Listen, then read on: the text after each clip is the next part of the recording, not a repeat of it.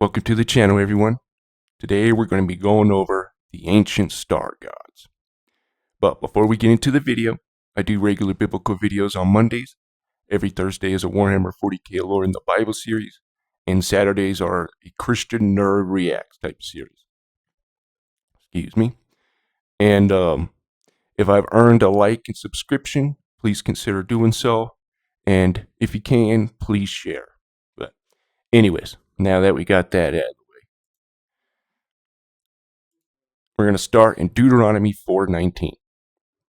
Unless thou lift up thine eyes unto heaven, and when thou seest the sun, and the moon, and the stars, even all the host of heaven, shouldst be driven to worship them, and serve them, which the Lord thy God hath divided unto all the nations under the whole heaven. So, these stars, God divided them up to all the nations. We're going to go a little bit deeper. Ecclesiasticus 17:17. For in the division of the nations of the whole earth, he set a ruler over every people. These are the principalities that Paul talks about, right? Okay. But Israel is the Lord's portion, right? His people. Okay. And I do want to... Okay, Wisdom of Solomon 13:2. But deemed either fire or wind or the swift air or the circle of the stars or the violent waters or the lights of heaven to be gods which govern the world. Oh, and I want to say the Israel or the people of God are the seed of Abraham, okay? And we are grafted into it. We're grafted into the house of Israel, right? Paul says we're grafted into the olive tree. So I just want to put that out there. It's not just one group, and it has nothing to do with bloodline. So as you see, he talks about don't worship the fire, all the elements, right? These elemental spirits that I talked about last week, right? But then he says, or the circle of the stars, okay, or water, or the lights in heaven. They're called the luminaries, to be gods which govern the world. So we have people worshiping these entities. And don't worry, I'm getting somewhere. Don't worry. 1 Corinthians 15:41. There is one glory of the sun, and another glory of the moon, and another glory of the stars. For one star differeth from another star in glory. So there's this hierarchy, and they're not all the same, right? Is basically what it's saying here. Yeah. Job 38:31. Yeah. Canst thou bind the sweet influences of Pleiades, or loose the bands of Orion? So you can bind the Pleiades and loose Orion. That's interesting. Anyways, I'll get to that here in a second.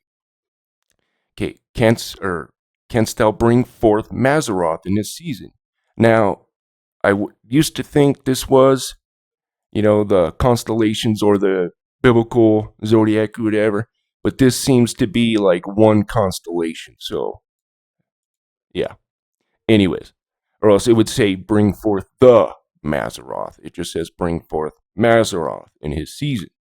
So, I think that's just one constellation. So, anyways, or canst thou guide Arcturus with his sons?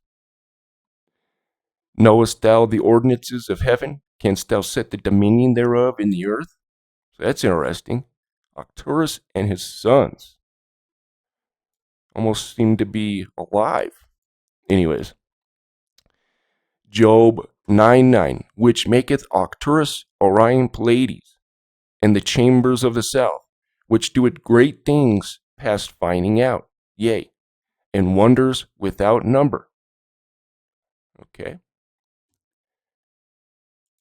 Now, let's get into this, and the 7 are going to be interesting here when we get to the book of Enoch. So the Pleiades, also known as the 7 sisters, or Messier 45, and other names by different cultures, and an asterism and open star cluster containing middle-aged, hot B-type stars, in the northwest of constellation Taurus, at a distance of about 444 light years. It is among the nearest star cluster to Earth. It is the nearest Messier object to Earth, and is the most obvious cluster to the naked eye in the night sky. It is also observed to house the Reflection Nebula NGC 1432 and what is that? H2 region. Okay, H2 region. All right, now we're going to get into the mythology of the Pleiades. So, in Greek mythology, the seven daughters of the Titan Atlas in the Oceanid, Pleione, Maia, Electra, Tegit, Kalino, Alcyone, Sterope, and Merope. They all had children by gods, except Merope, who married Sisyphus. The Pleiades eventually formed a constellation.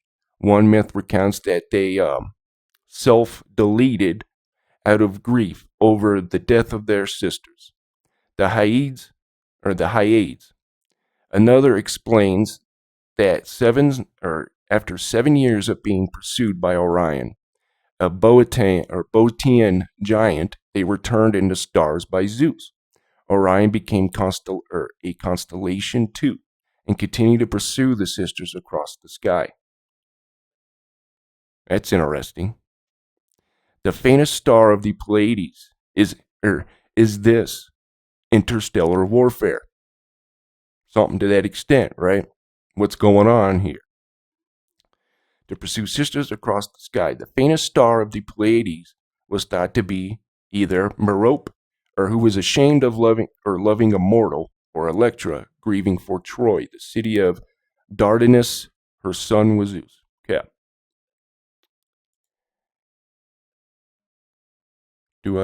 I'll bring this up right now. Okay. So this is First Book of Enoch, chapter 80. And the whole order of the stars shall be concealed from the sinners. Okay, so regular people aren't going to see the true nature of these stars, right? And the thoughts of those on the earth shall err concerning them. Ready? And they shall be altered from all their ways. That's interesting. So they can move. Okay?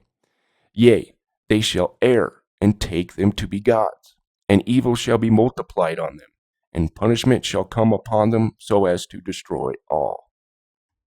Okay.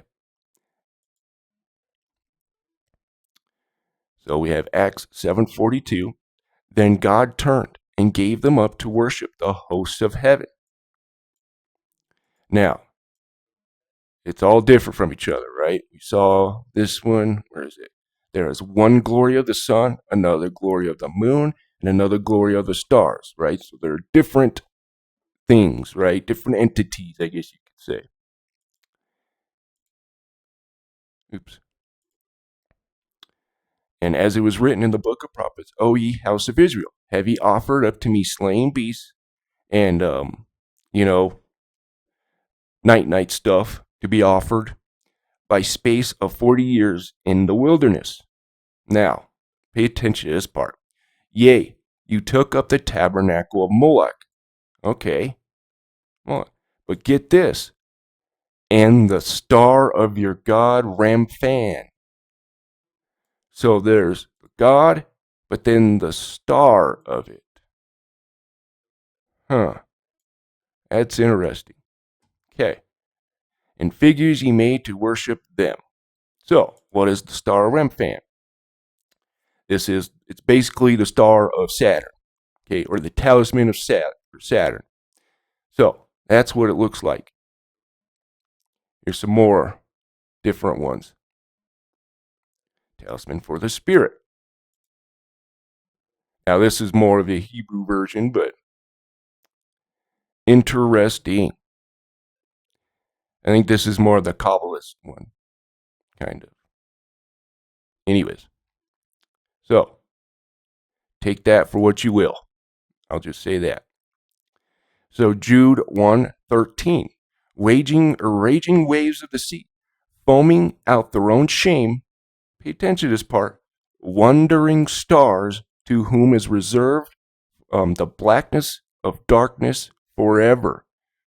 So wandering stars, these things are able to move, right?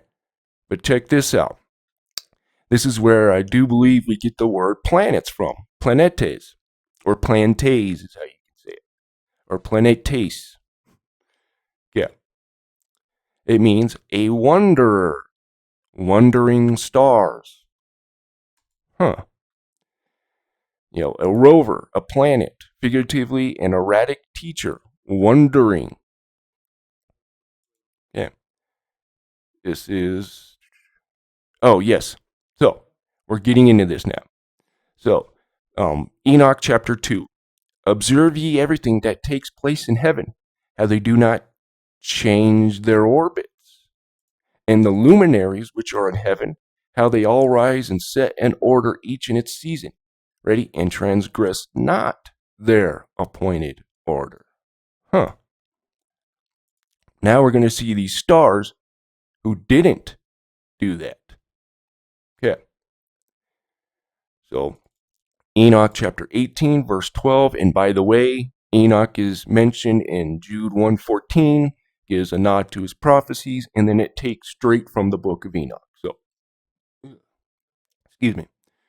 All right, verse 12. And beyond that abyss, I saw a place which had no firmament of heaven above, and no firmly founded earth beneath it. There was no water upon it, and no birds, but it was a waste and horrible place. I think this is that dark dimension, right? That abyss that, here, I'll get into it here.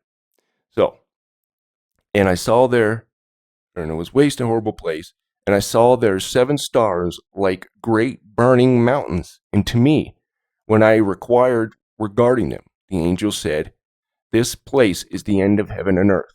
This has become a prison for the stars and the host of heaven. So this is a prison for hosts of heaven and the stars. It's interesting. And the stars which roll over the fire are they which have transgressed the commandment of the Lord in the beginning of the rising, because they did not come forth at their appointed times. And he was wroth with them and bound them till the time when their guilt. It's almost like these stars are alive. So what if the stars are more than just gas balls? Right? Now, before you start poo-pooing that, oh, yes. Actually, we'll get to that here in a second. So, Matthew 25:30. And cast ye the unprofitable servant into outer darkness. There shall be weeping and gnashing of teeth. Okay. So there's this outer darkness area, right? What if it has something to do with dark matter, this dark dimension, right? Okay, in astronomy, dark matter is hypothetical form of matter that appears not to interact with light or the electromagnetic field. Dark matter is implied by gravitational effects, which cannot be explained by general relativity unless more matter is present that can be seen. Such effects occur in the context of formation of evolution of galaxies, gravitational lensing, and observable universes, current structure, mass position in galactic collisions, and the motion of galaxies within galaxy clusters, and cosmic microwave background anisotropies. So, let me see if I can.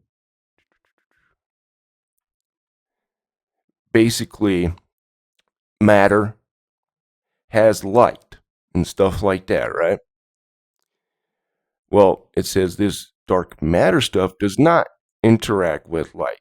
So if you remember in the book of Adam and Eve, where it calls heaven the realm of light, and it said, and darkness was over Satan because he didn't obey God, right? So, interesting. All right. Now, oh yes. So Job 38:16, here's doors to this area, right? These portals. Hast thou entered into the springs of the sea? Or hast thou walked in the search of the depth? What's interesting, remember Jonah? He entered to the bottom of the ocean and all that. Job 38:8. Or who shut up the doors. So there's doors, these portals, right, to this dark realm, I guess you could say, that's helping keeping these things at bay, or at least in their realm. Okay, or who shut up the sea with doors when it brake forth, or as it had issued out of the womb. Okay. Genesis 10:25. And unto Eber were born two sons. Okay, I'm sorry, I'm getting ahead of myself here. So, if you were poo-pooing that stuff earlier, okay, so Genesis 10:25. And unto Eber were born two sons. The name was Peleg, for in his days was the earth divided, and his brother's name was Joktan. So let's back up. In his days was the earth divided. What is this earth? Right. The earth, Eretz, ground, country, earth, field, ground, land. So the land was divided. Pangea, folks. But yet, this is saying there were people on the earth, while the other says there were no people. Who's telling the truth? I can tell you this, the Bible has been truthful to me, prove itself to me. But anyways, I'm going to show you another thing here. So 2 Timothy 3:2. This know also, that in the last days perilous times shall come. Tell me if this sounds like the people of today, okay? For men shall be lovers of their own selves, covetous, boasters, proud, blasphemers, disobedient to parents, which is actually like kids used to obey their parents, at least for the most part. Nowadays, not so much. Okay, unthankful, unholy, without natural affection, truce breakers, false accusers, incontinent, fierce, despisers of those that are good, traitors, heady, high-minded, lovers of pleasure more than lovers of God, having a form of godliness, right? But denying the power thereof, such turn away. Interesting, right? Basically, this is what it means. So, an appearance, right, of godliness, well reverenced, devout, reverence in attitude, conduct, and deed. But basically, to contradict, right? Denying means to contradict, disavow, reject, renounce, or disown. In the middle voices, or deny, refuse, root. In the power, dunamis, miraculous power, a miracle itself, figuratively, ability, abundance, meaning, mighty, miracle worker, power, strength, violence, mighty. So, we have a bunch of people today, that they seem like they're of God, right? But they don't have the power with it, right? They're not following the ways of God. They're not leading you to the truth. You know what I mean? Anyways, I digress. I just wanted to show that for anybody who was thinking, that stars are alive. It's nonsense. So just put that out there. Think about that. All right, so now we're going to get into the book of Enoch again, chapter 78. Now, here's another proof, right? How did they know this? I want you to ask this. How did they know that the sun shines and gives light to the moon? How did they know that? Okay. And Uriel showed, or verse 10, chapter 78, and we're going to keep going all the way to 13 or 14. Okay. And Uriel showed me another law. When light is transferred to the moon, and on which side it is transferred to her by the sun. During all period during which the moon is growing in her light, she is transferring it to herself when opposite to the sun during 14 days. Her light is accomplished in the heaven. Now there's three heavens according to the Bible, right? There's the air, space, and then heaven itself, right? So it's talking about space and all that. Okay. And no, there isn't seven. That's Kabbalism. So I want to get that out there. Moon transferred the moon on which side sun during all the period which is moon growing in her light. I'm sorry, guys. And when she is illuminated throughout, her light is accomplished full in the heaven. And on the first day, she is called the new moon. Did you pay attention to that? She is called the new moon, for on that day the light rises upon her. The moon is feminine. I'm going to show you a biblical verse that says this, right? So they're alive. Matthew 24:29. Immediately after the tribulation of those days shall the sun be darkened, and the moon shall not give her light. And the stars shall fall from heaven, and the powers of heaven shall be shaken. You know, if stars, let's just say even one comes down, that's not good. All right, so I'm going to propose something here, right? If you've ever seen Farscape, you probably know where I'm going with this, right? So we see these stars, right? They have Moloch, right? But then they take up the star of Ramfan, right? This star that represents this god, right? This is, you may think I'm nuts. That's fine. So, Leviathans were regarded as amazing and wonderful creatures, and that they were biomechanoid ships that could move freely among the stars. They shared much of the same attributes as artificially constructed starships, including internal atmospheres, command centers, living quarters, workshops, and hangar decks. However, no two Leviathans were completely the same. All right, let's go back here. Right, 1 Corinthians 15:41. And there was one glory of the sun, one glory of the moon, one glory of the stars. For one star differeth from another star. Interesting. So I wanted just to propose that. All right, now we're going to get into the Greek gods. So we're going to start with the sun.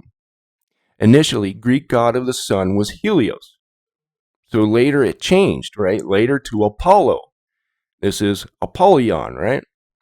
Now I may have to do a little bit more digging on this stuff to see who these guys are, because this is interesting. This kind of threw me for a loop, right? Because I was saying Apollo or Apollyon is the Assyrian, right? And the destroyer. And it literally calls the Assyrian that it is in his heart to destroy. Okay. And the Assyrian, it says, was in the garden of God, so it's not just a man, but it's in Lucifer, right? It says Hallel ben Shahar, son of the god of the dawn, right? So this is what very much it could be right here, right? Apollo and then the sun, but it says, this is where it threw me off. And it says Apollo became the sun god. Apollo is the son of Zeus, right?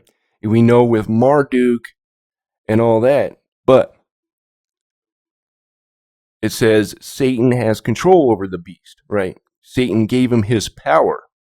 And you look at Marduk Baal, Marduk, Zeus, they all seem to be the thunder god, right?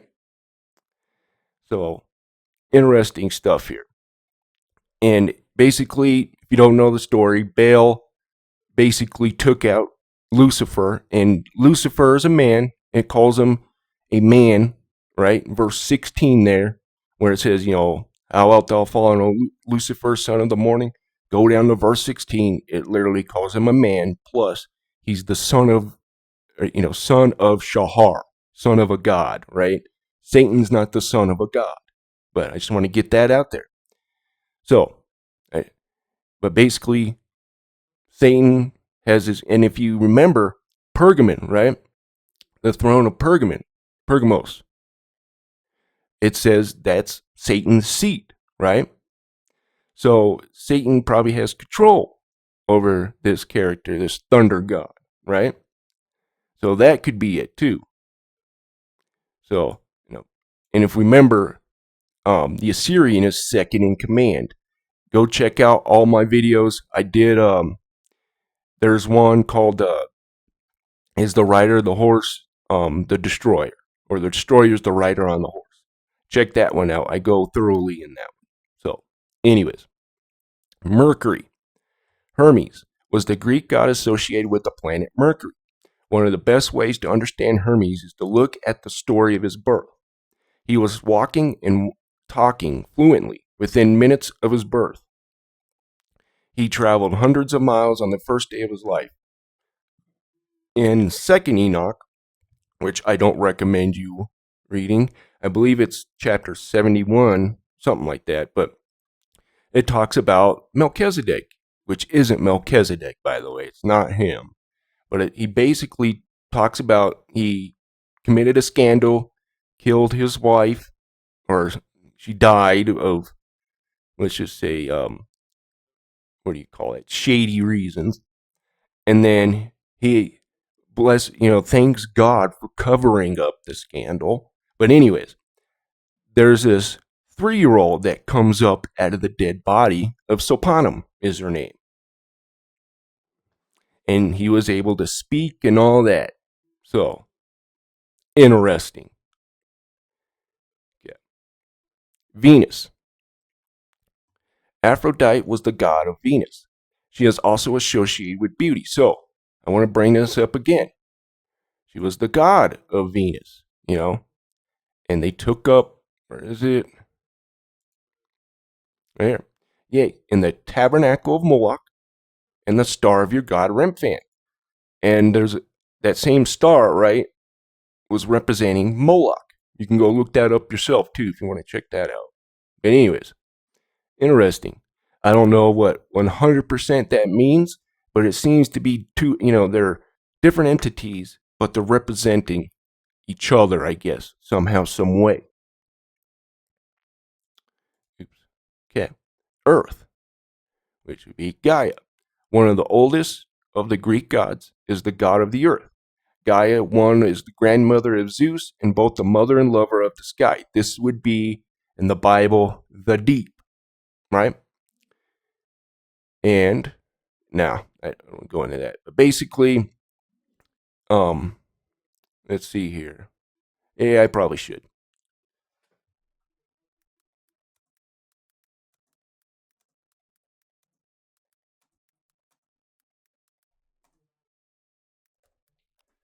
Here she is helping these to empower this entity and entities.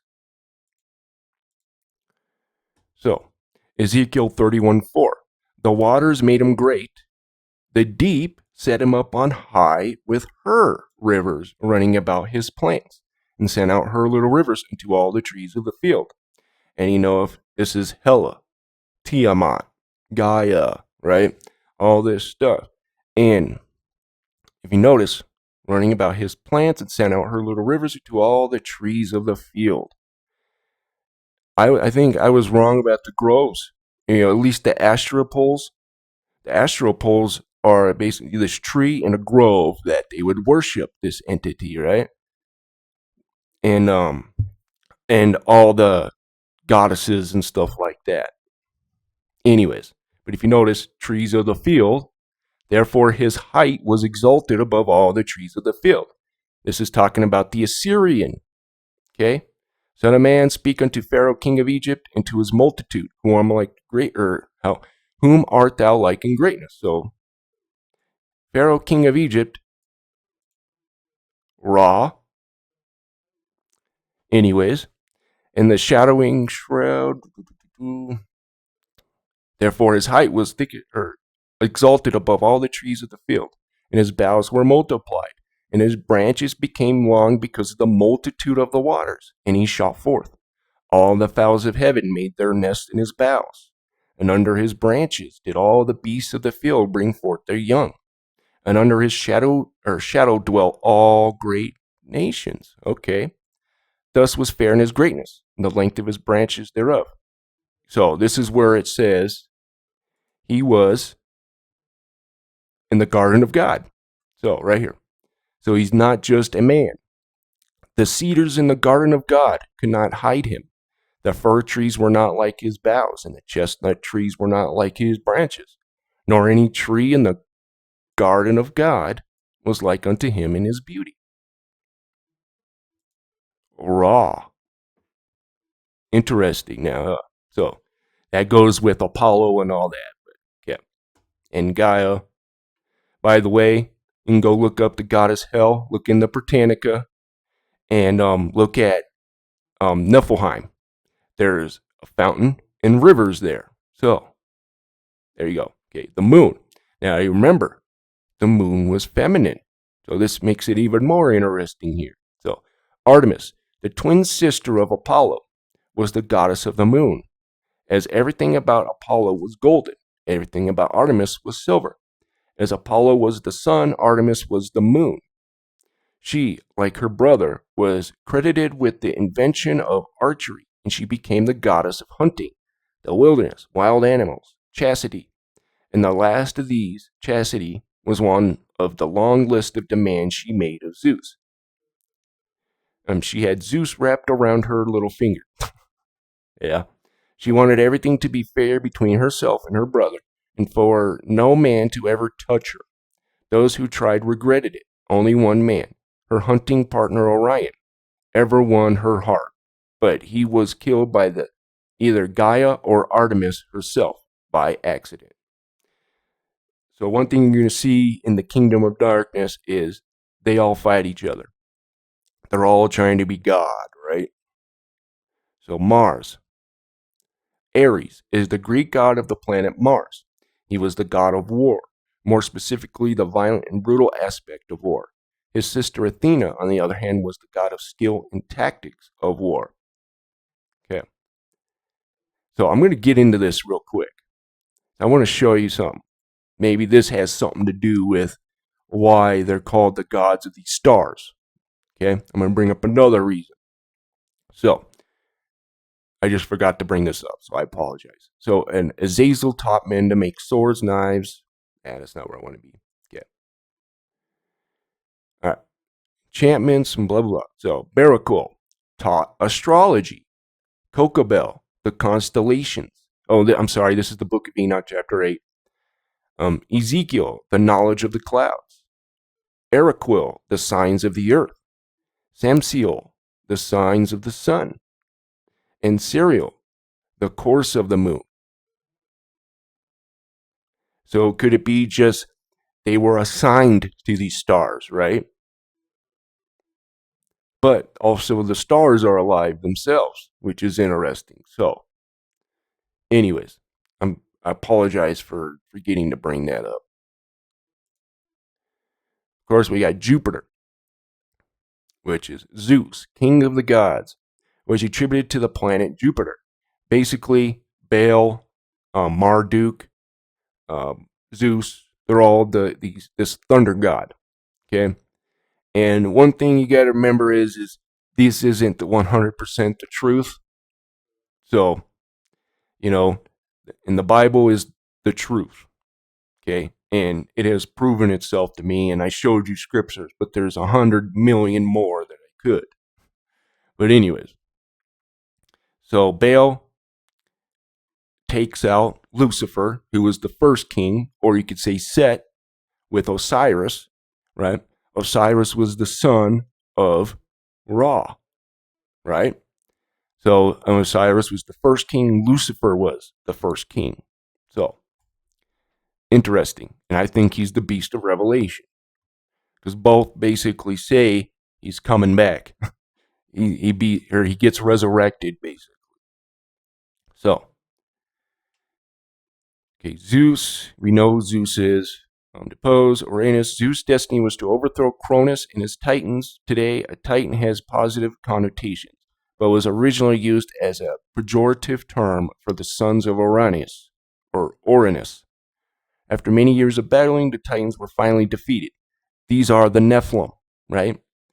And if you don't know, Genesis 6, talks about how the sons of God said that the daughters of men, they were fair, and they coitused and created giants, it says. And then the book of Enoch goes way more into detail on that too as well. And Genesis 6 pulls from the book of Enoch in that. So, Saturn. Kronos was associated with the planet Saturn. We also see the god celebrating one of those days of the week, Saturday, the day of Saturn. Why would the Greeks bestow such an honor unto Kronos, the defeated enemy of Zeus? And the answer is they didn't. When the Romans adopted Kronos into their religion as Saturn, they took a much more favorable view of him, as he was responsible for time. He could influence the beginnings and the ends of the seasons. This was therefore a god to take seriously.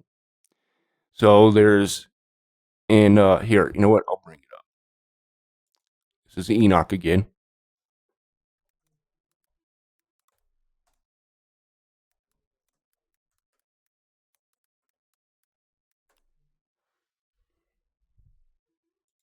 Okay, I believe this is it. Yes. So this is Enoch chapter 60. Right here. This is this one. Verse 7. Yeah, verse 7. This is one of the fragmented parts. That's why it's all weird. Ah, okay. And on that day were two monsters parted. A female monster named Leviathan to dwell in the abysses of the ocean, over the fountains of the waters. Okay. But the male is named Behemoth, who occupied his breastways wilderness. So I think, in my opinion, Kronos is this Behemoth guy.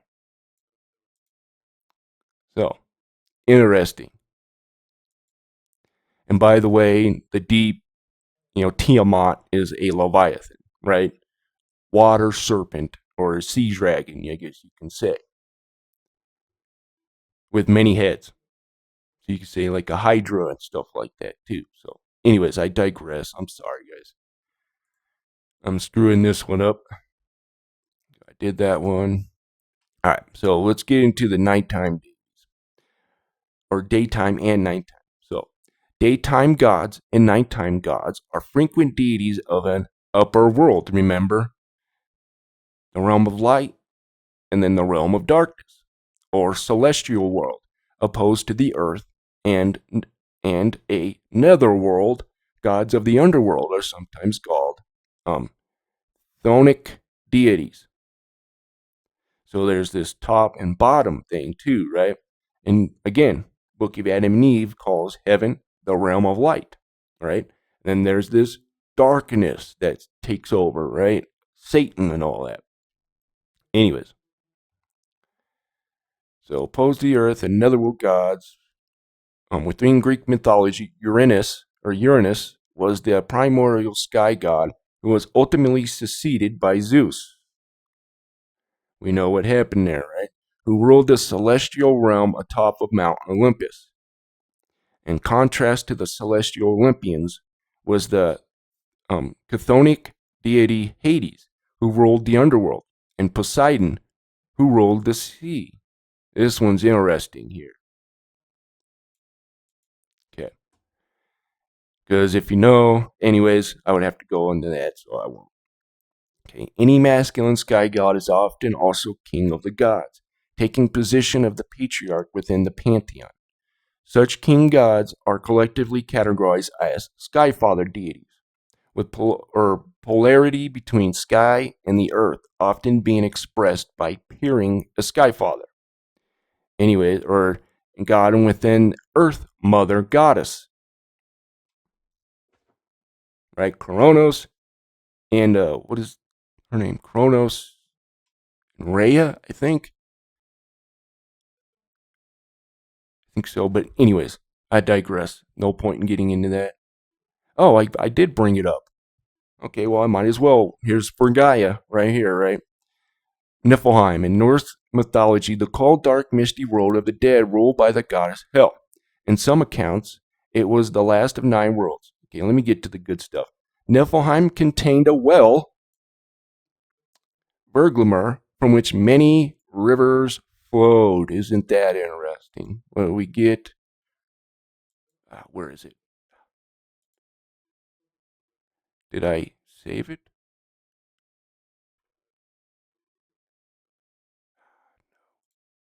Hold on, guys. I'm sorry.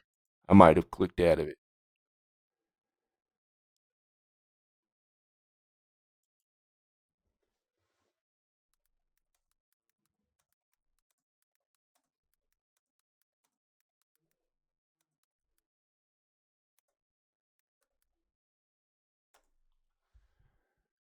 Okay.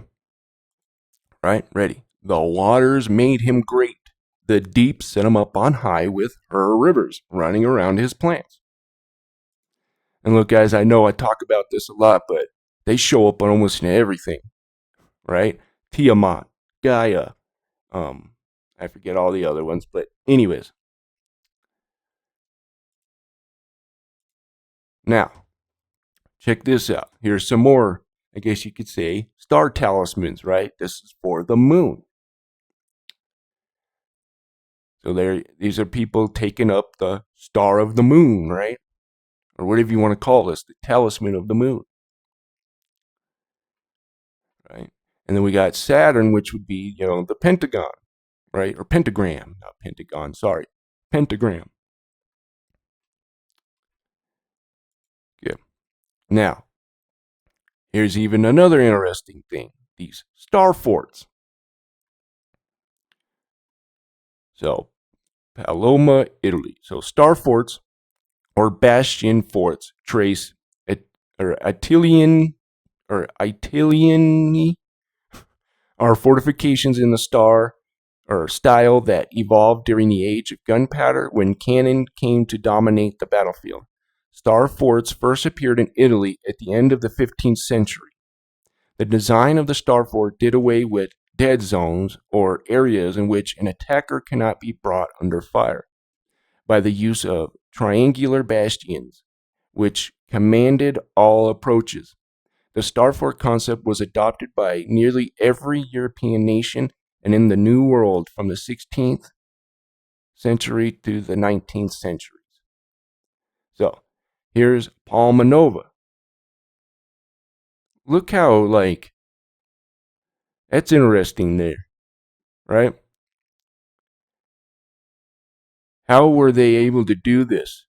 I mean, I know they can do this, but do it like this, right? And it looked like this in the air. Was it their star gods helping them? I don't know. Interesting. Look at this. Manjorabad Fort, right? You got this one. Okay, now this one looks a little bit off, but hey. Fort Bortang or Bortange, something like that. Here's this one. Almeida, Portugal. So they're all over the world. See, this one looks a little not at, well, I guess it does. It's probably because we're not looking up at top. Fort McHenry, Maryland. So are these people building these star forts in the shape of their star god or whatever, Interesting. Now, I'm not going to sit here and try to, and tell you what stars are. The Bible calls them luminaries in the host of heaven, right?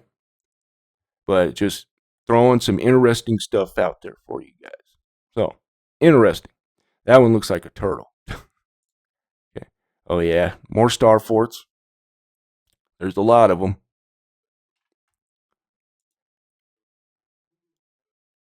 Oh, yeah. This one's interesting. Okay. So, this is the planet Venus. So, if we from time immemorial, the planet Venus was fascinated terrestrial sky watchers and cultures everywhere assigned it a prominent role in their mythological traditions and religious rituals. At the dawn of recorded history, Sumerian priests composed hymns in honor of the planet which they venerated as the goddess Inanna. We know who that is, right? The screech owl. And I won't bring that up. Just type in Screech Owl KJV, and it'll tell you, That's from, I think it's Isaiah 34. You know what? Might as well.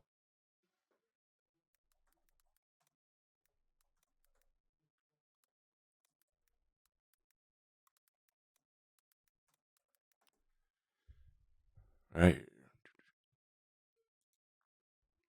Okay. The wild beasts of the desert shall also meet with the wild beasts of the island, and the satyr shall cry to his fellow. The screech owl also shall rest there and find herself a place of rest. Okay, right here. Screech owl, a female night demon. Lilith, right? This isn't, now Lilith isn't the first wife of Adam. That's Jewish mysticism, okay? But yeah, there she is. And she's described as the screech owl. And go look up pictures of Inanna. She has bird feet and bird wings and all that. So she would be a siren, basically. Okay. To her who appears in the sky, to her who appears, or to her appears in the sky, to her who appears in the sky. I want to address my greeting to the Heriodul who appears in the sky, Eridul who appears in the sky. I want to address my greeting to the great Queen of Heaven. So this would be the Egyptian goddess, right? She's called the Queen of Heaven. And people, nowhere in the Bible is Mary ever called the Queen of Heaven. So why are we calling her the Queen of Heaven when it's this character called the Queen of Heaven? So be careful of that. Inanna, I want to address my greeting to her who fills the sky with her pure blaze. To the luminous one, to Inanna, as bright as the sun. So another theory here is that of course they can transform here, right? They can transform. So maybe they are a ball light, but they can transform themselves.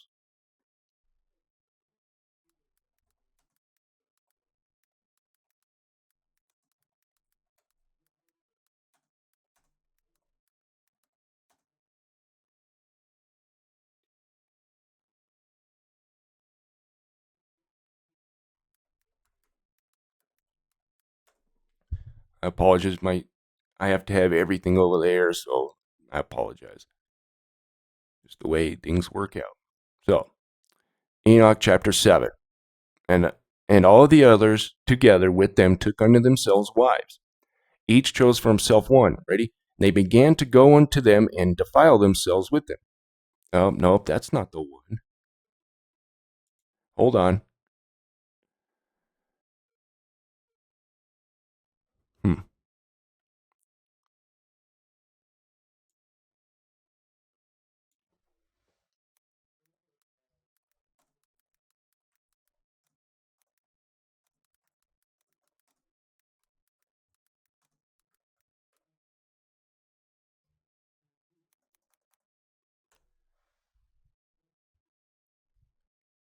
Okay, I think this is it. Yes. So here shall stand the angels who have, chapter 19, who have connected themselves with women, and their spirits, assuming many different forms, are defiling mankind and shall lead them astray into sacrificing into demons as gods. So, interesting. Where was I? Okay. So, now we got that out of the way. Luke 10:19.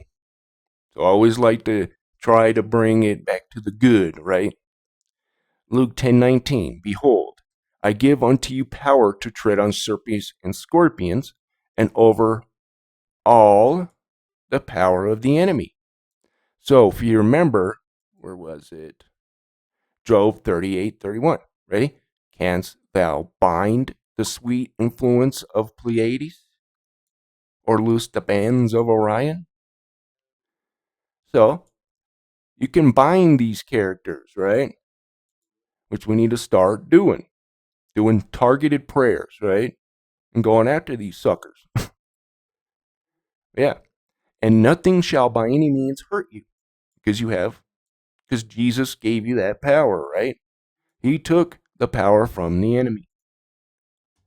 So Job 38, 7. When the morning stars sang together, and all the sons of God shouted for joy.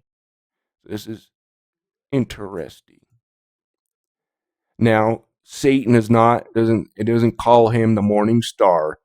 Hallel means the shining one. Okay. I just want to get that out there.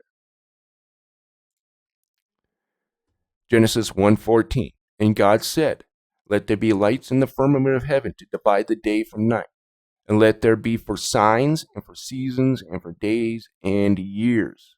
So, right here. What's this? Oh. I was going to do the, on the month of when Jesus was born, but yeah. Like I said, the Mazzaroth, I found out, seems to be more of a constellation itself. So I'm kind of backing off of that from a little bit, but it is interesting. Right here. Okay. Revelation 12:1.